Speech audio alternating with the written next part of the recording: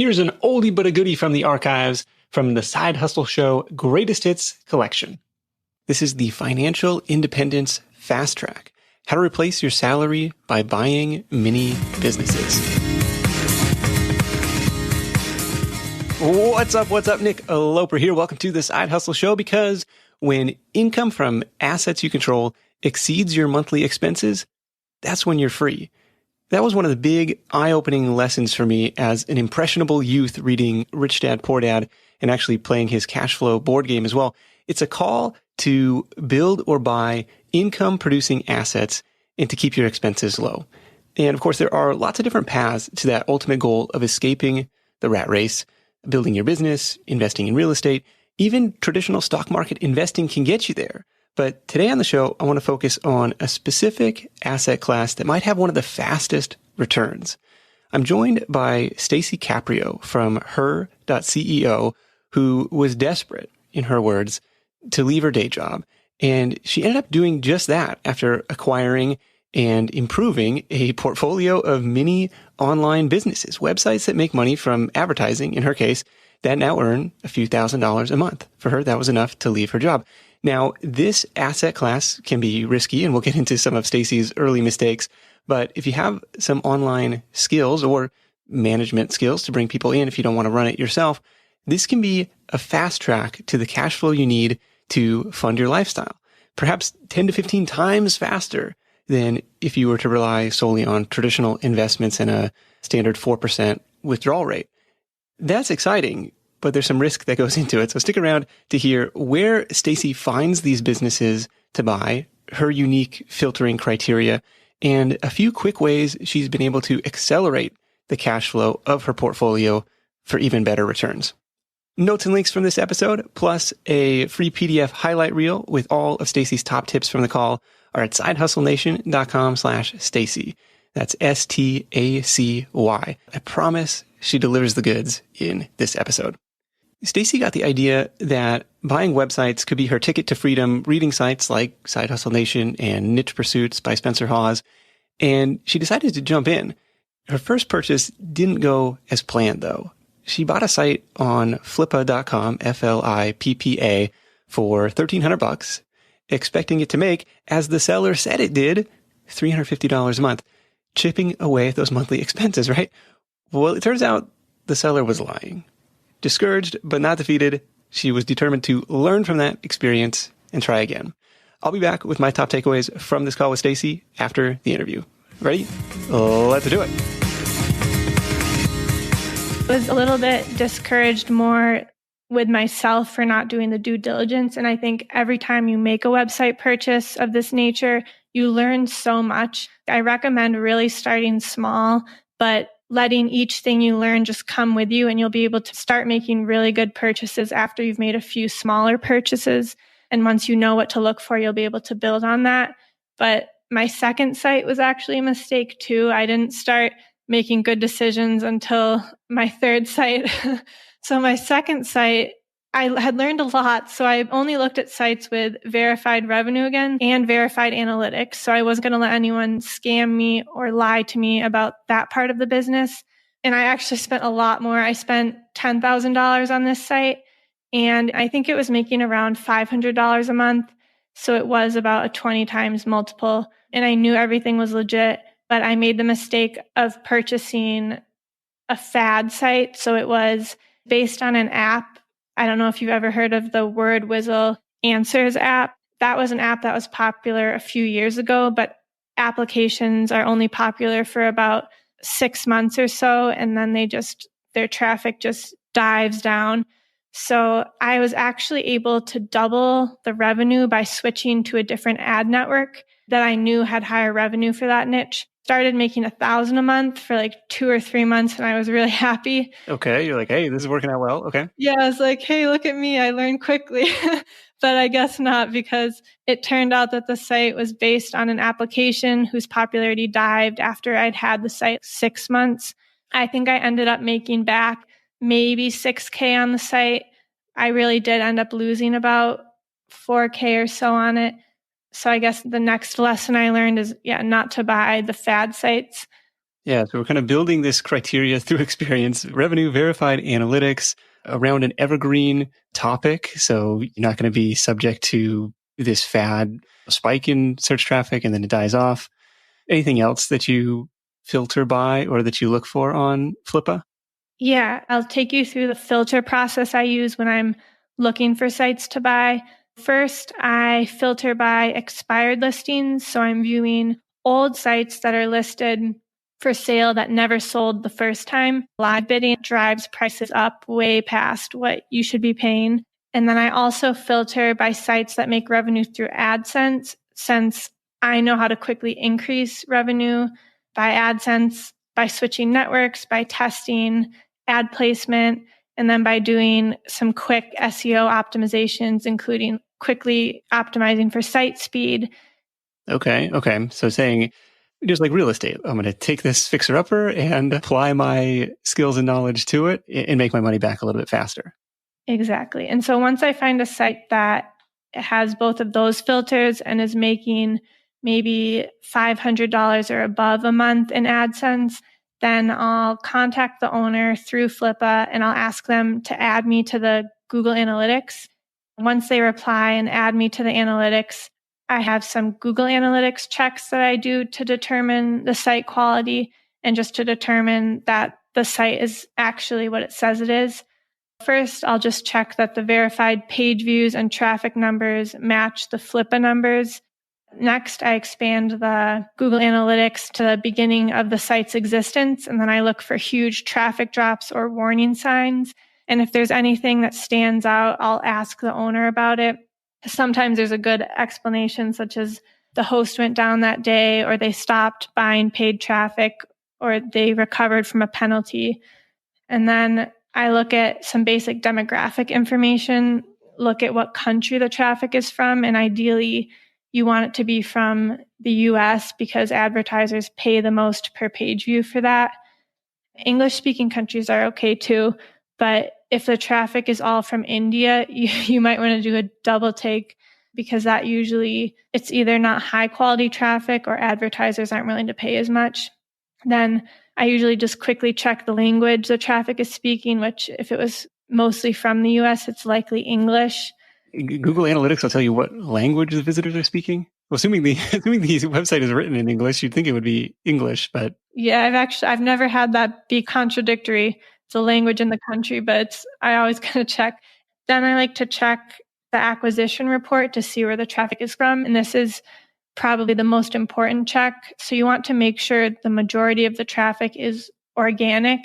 And if it's social, that's also okay, but you just have to make sure the social thing is included in the sale. And social traffic is a lot more variable.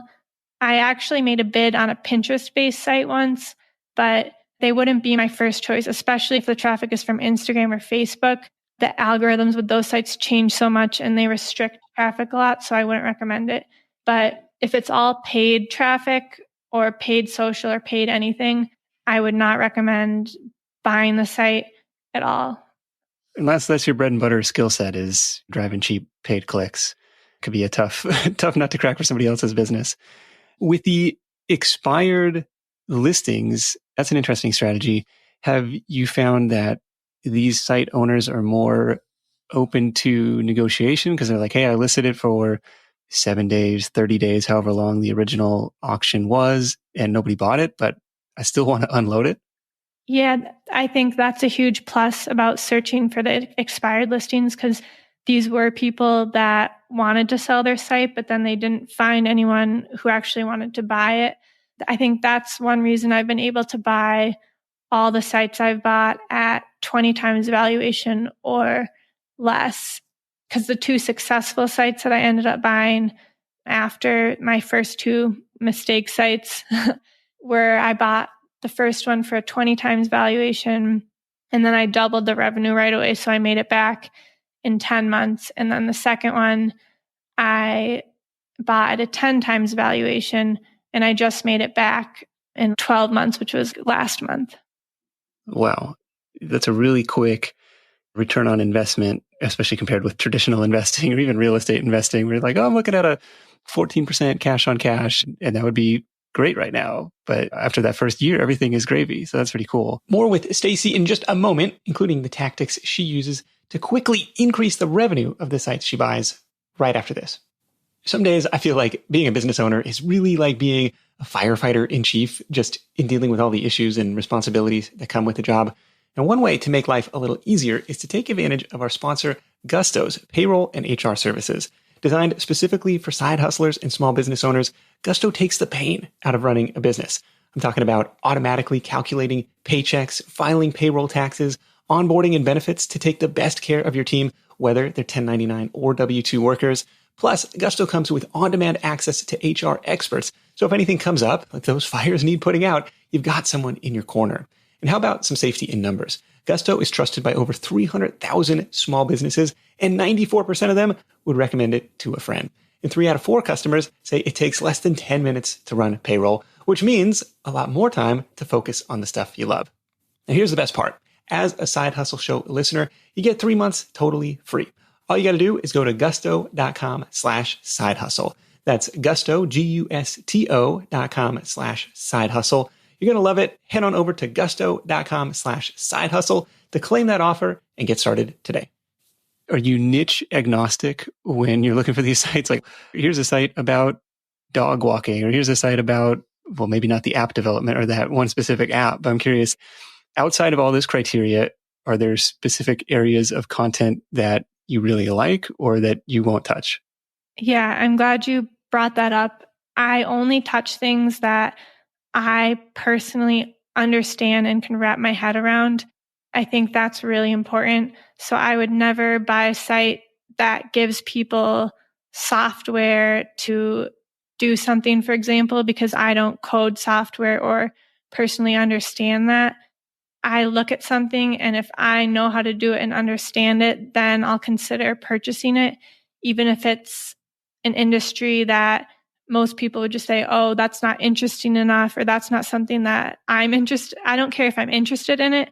I just care if I understand it and can create content around it, or just understand why people are coming there and understand the actual content. So that's important to me.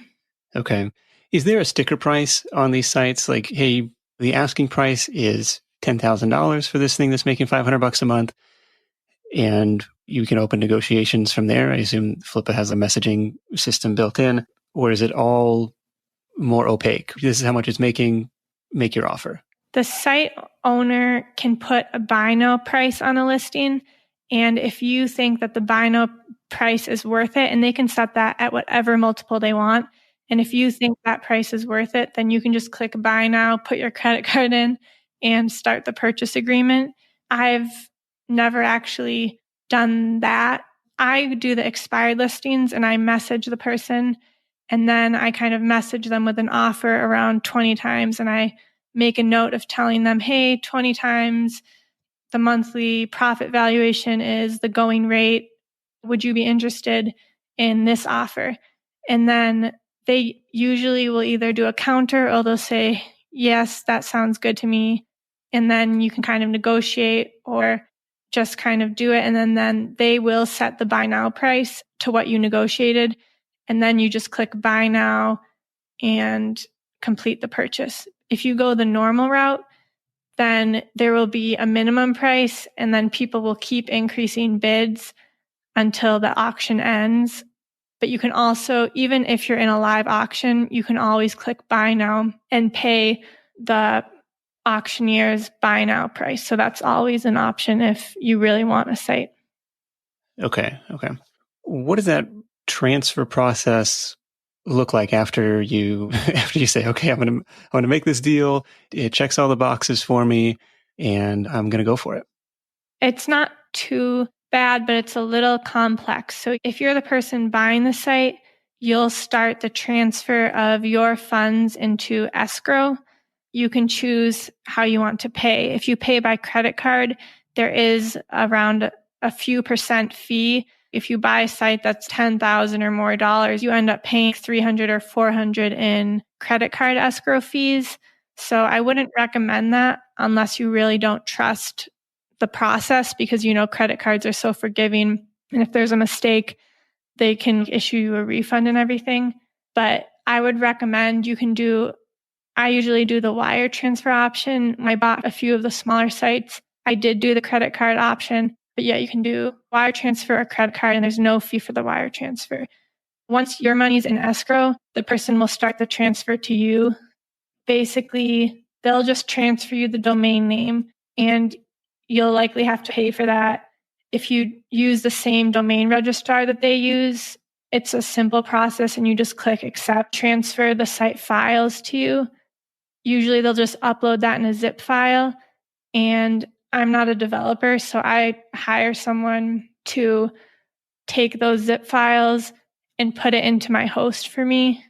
I like the host, hot host for big accounts, the semi-dedicated VPN. And then I also like a small orange for smaller accounts. I mean, neither are perfect, but they're pretty good. So then I just hire someone to put the files in the host, and then you just configure the domain to be pointing to your host, and then that's the whole process. Okay. You ever had any hiccups during that process? No, I haven't had any hiccups because I have a really good developer who moves it all over. Yeah, you don't want to risk traffic going down or messing up your rankings or anything like that. It's kind of critical to have a no downtime transfer. Yeah. So basically, they'll still have all the site data in their host, and the domain name will be pointing at their host, and then you point it to your host. But say you have an issue and you point it to your host and it doesn't work, you could hypothetically just point the domain back to their host and everything would still work because they have all the content and data set up in their host still. So technically, once you point it to your host, it's yours and you own it, but you might want to ask them to delete the files on their host because technically they still have the entire website and all the data. They could even set up the exact same site with a different domain name. So you'd want to make sure they don't do that. Okay. And then for the money part of it, the AdSense part of it, is that as simple as installing a different code snippet? How does that work to get that from his AdSense account or her AdSense account to yours? It's very simple.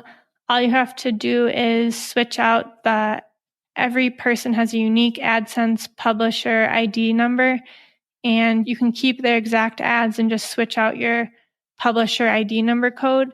Or if you want, you can just create an entire new ad code from your account and then put it in the same places that they've put it. Or you can put it in more places or different places as well. And that's kind of your strategy. That's kind of your game, is saying, how can I optimize the ad revenue? How can I monetize a little bit better than the previous owner to improve the cash flow, make my money back a little bit quicker? There are a few just quick things I do to kind of double the revenue in a very short amount of time. I'll check the site speed using tools.pingdom.com. Site speed is a very big ranking factor, especially on mobile. So when you speed up a site right away, your mobile rankings can really shoot up, which is great. A lot of the times, if it's a really slow loading site, I'll put it on Cloudflare, which is a free CDN, which is a content delivery network that has a large computer network around the world, and it serves your sites from different locations. So we're closest to where the user is viewing your site. So it really speeds it up. So often I'll do that if the site has a speed issue. And then I'll also take a look at images and maybe use an image compression plugin, which you can get on WordPress to kind of decrease image size and speed up the site. But that's actually smaller compared to which ad network you're using. If you're using the AdSense ad network, I would recommend testing a few different ad networks. I like Monumetric, and I also like AdThrive. And then I have some relationships with ad providers. You should try testing one or two different ad networks for about 2 to 3 weeks and see if they make more than AdSense. And that can be a huge just initial boost. As you're shopping these sites, you're like, oh baby, it's super slow, or look at these images, they're not even compressed. I know I can do better than that. Is that something that's going through your head early in the process, or does that just come into play after the transfer is complete? So site speed, big images, I don't really look at until after, although I suppose you could look at it before. I do look at the ads. So say they have tons of ads on their page and it's super spammy. I would more of stay away from that because I can't really increase the ad revenue through ad placement there. But I mean, I'd still look at it. Changing ad networks has a bigger effect, I think, than simply improving site speed. Unless the site is incredibly slow, then you could do a lot with site speed. Like if it's taking more than 10 seconds to load or so, then site speed's going to give you a lot of leverage. But yeah, ad network is huge and then ad placement is huge. So those are the two things when I'm looking to say, oh yes, I know how to improve you right away. Fair enough. And we should point out there are tons of resources on how to do that on Authority Hacker, Niche Pursuits, a bunch of sites in that vein. You ever played around with Ezoic for optimization? Yeah, I do like Ezoic. It's great to test which ad placements are good for your site. I used it a little bit in the beginning, but now I kind of know the best ad placements and just use my experience. But I think it's great, especially for people who have never tested ad placement before. So I would definitely recommend it. Okay. More with Stacy in just a moment, including how she manages this growing portfolio of sites and her plans for the future right after this. So it sounds like you had some background in online marketing and the rest of it being self-taught. Any other skills you think were critical to this business that you brought to the table? I think that anyone could probably learn how to do this. You don't necessarily need the background in online marketing that I have, although I think it definitely helped. I think that my SEO skills are actually a huge part of my success here, especially for sites, not just in the first few weeks doubling the revenue, but really long term, being able to do keyword research. It's huge. Knowing how to write engaging content for the site and just doing that consistently, I think are two skills that if you have SEO skills, you're in a really good position to help your site grow long term. Yeah, absolutely. Any recommendations for places to learn that stuff? Or is that something you learned on the job or just trial and error? Interestingly, I actually learned it all online through reading blogs and things because my job was specifically running paid ads and paid traffic. My favorite all-time SEO resource is Brian Dean of Backlinko.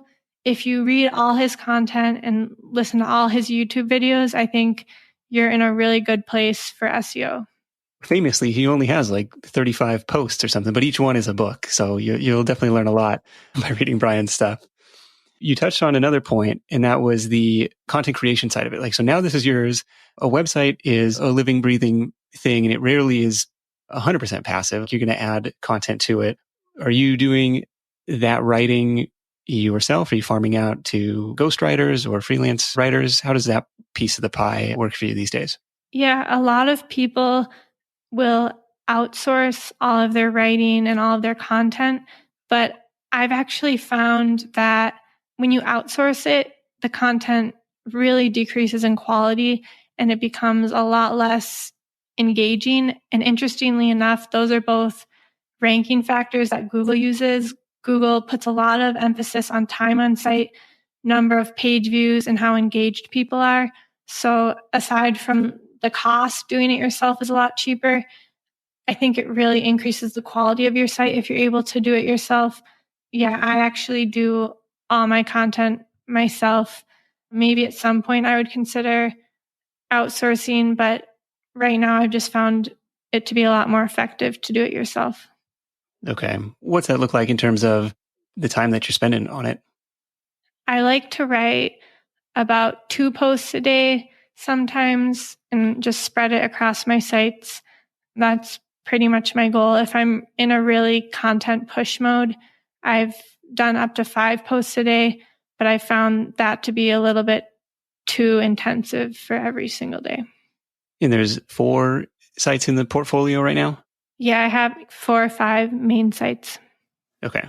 I just imagine as this mini hedge fund continues to grow, 3 to 4 or 5, that seems manageable. But if you had like 10, 15 and trying to, okay, this post goes here, like all of a sudden that sounds a little bit more challenging. But that probably leads me to the next question. Is that the goal, to continue building this portfolio? Or is it like, I'm going to just work on optimizing the properties that I have? I've actually been really lucky with the properties I have right now, and they have so much potential where I can still just build them out and scale their revenue at the same time.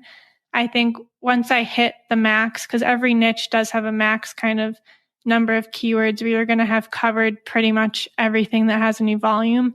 So once I hit that, which maybe it'll be 6 months or a year, so I might look at acquiring more sites. And if I start acquiring more than I can write for, then I would definitely consider outsourcing the writing and just editing it myself or trying to make it more engaging. Well, I know you have some freelance writers listening to this who are probably going to reach out to you. So that's an opportunity for sure. So optimizing the existing stuff first, then expanding a little bit later. Knowing what you know, would you ever consider just building your own site from scratch? Or you kind of like this model of, look, I want something that's already got traffic, that's already got rankings, that's already cash flowing? Yes, you're reading my mind here because I actually started out buying the businesses because they were already successful, and it was my way to kind of be able to build on something that I already knew was making a profit, because sometimes it can be really hard to start something from scratch. And I have found a lot of success from this model of buying a successful website or business and then kind of improving it. But recently, I've actually registered 3 brand new domain names. This was like 6 months ago. And I've been kind of building their authority and giving them some articles. And I'm going to focus on building them from scratch, because once you know a really good niche and once you really know how to build a website's authority and create engaging content for it, there isn't as much of a reason to purchase a site, because you can build it up just as good yourself. But I think when you're starting out, and when I was starting out, I needed to buy something that was already working because I just didn't have the knowledge to do it myself. But now that I have so much more experience, I've started creating my own sites, and I've already seen some success with this. And I think that they're going to end up being even more successful than ones that I've purchased. Okay. You mentioned the site's authority, and once you know how to build that up, it's relatively straightforward. What do you see as the biggest factors in either building that authority or improving the authority for an existing site? To build or improve a site's authority, you'll need to get links to your site. So there are several ways to do that. Brian Dean actually has some really, really good articles on ways to get links to your site. I'll quickly just kind of summarize my favorite methods that he's kind of taught. But one of his most famous methods that I really recommend is doing some keyword research and finding something that you want to rank for, and then looking at the existing articles for that keyword, and then seeing what they're missing and what you could add to an article that they don't already have, and then create the best article ever on that topic that includes absolutely everything, just like all of his huge ultimate SEO guides. Once you do that, it's much easier for it to rank because it'll be the most authoritative article and people will stay on your site reading it. And then you can also get links to it more easily. You can use a tool such as BuzzSumo to see who's already linked to the existing articles, and then do outreach to them to get them to link to you.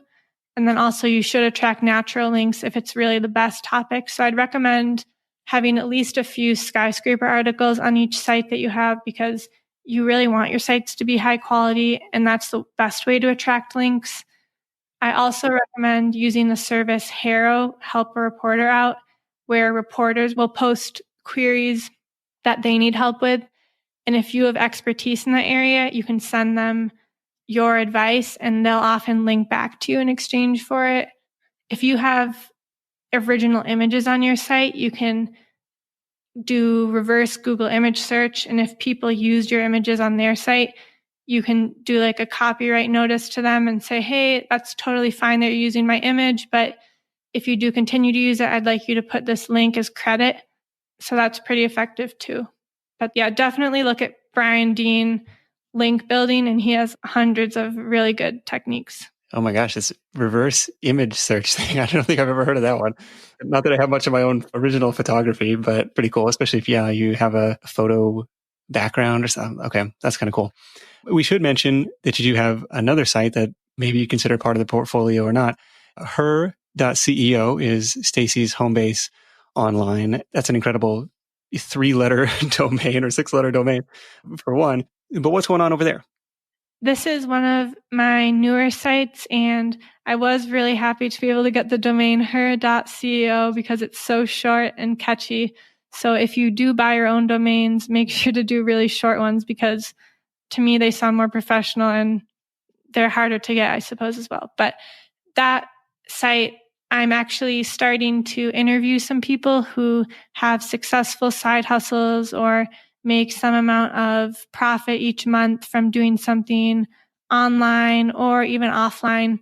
And if you're interested in that, definitely send me an email, stacycaprio@gmail.com, or let me know. And I'd love to just talk more about that. It would just be like a quick email interview. So you wouldn't even have to talk to me or anything. And we could post that on the site. And of course, you'd get a link back to your site as well. So that's an opportunity. And there you go. There's another way to build those links. Her.ceo, Stacy, again, thank you so much for joining me and enlightening me on this very cool business, this very cool portfolio that you're building that has allowed you to quit the job and become a full-time online entrepreneur. Let's wrap this thing up with your number one tip for Side Hustle Nation. Focus on profit and cash flow. Never spend more than you're making because that's not a sustainable way to build a business. And even if it starts out more slowly, I think you'll be more satisfied and have a healthier business in the long run if you can keep it cash flow positive. Absolutely. That is the name of the game. Stacy, once again, thank you for joining me, and we'll catch up with you soon. Focus on profit and cash flow. Those are the lifeblood of your business. Without them, you're in trouble. All right, my top 3 takeaways from this call with Stacy. Number 1 is to have some criteria in mind. I thought Stacy's filtering criteria was really helpful to sort through the hundreds and hundreds of listings on Flippa. Now, even if you don't use her exact system, I'd recommend having some boxes to check that would be a good fit for you. In Stacy's case, she wanted to work with AdSense sites in a specific price range because she was confident she could quickly improve the earnings, meaning for her, the sites were undervalued. It's the Warren Buffett value investing approach, right? It's been a long time since I did any serious shopping on Flippa, but I think one thing that bogged me down before was not having any filter aside from price. Like, here's my maximum budget that I'm comfortable putting at risk. I don't know, but this side hustle really hasn't been high on my radar for a while, but this conversation has re-energized me to maybe take another look, especially if I could have a team to help me manage the site or sites. That's takeaway number 1. Have some filtering criteria in mind. Takeaway number 2 is to do your due diligence. Of course, there's always going to be some element of risk, but I don't want you to get burned. Stacy mentioned all the things she does to vet a site, including diving into the analytics and looking for red flags, which I thought was awesome, but I'd also try and figure out why the seller wants to get rid of it. The breadth of pages and keywords it ranks for. If the site has an unnatural link profile, like the last website I bought, which was in 2014, got nuked from the search results just a few months after I bought it when Google did an algorithm update. And the reason was it relied too heavily on PBN, a private blog network, links, and I never had the chance to recoup my initial investment. Now, I knew that going in and decided to take the risk anyways, but obviously in hindsight, not a smart move. So do your due diligence, figure out what level of risk you're comfortable with. And like Stacy said, probably best to start small instead of betting the farm on one big purchase. I like her strategy of replacing her income from a few different sources. Even if it's harder to manage, it's a way to spread the risk around. So that's takeaway number 2. Do your due diligence. Takeaway number 3 is active first, passive second. So the dream of owning an online business is that it can be hands-off, that elusive passive income, right? In the case of businesses like these, I think a more accurate name might be time leveraged income. It's 100% true. The sites can generate traffic and ad clicks while you're asleep. That's passive and that's awesome. But there's always going to be some maintenance tasks to work on, content to add or update, and marketing to do to keep the sites ranking in Google or to grow the income from them.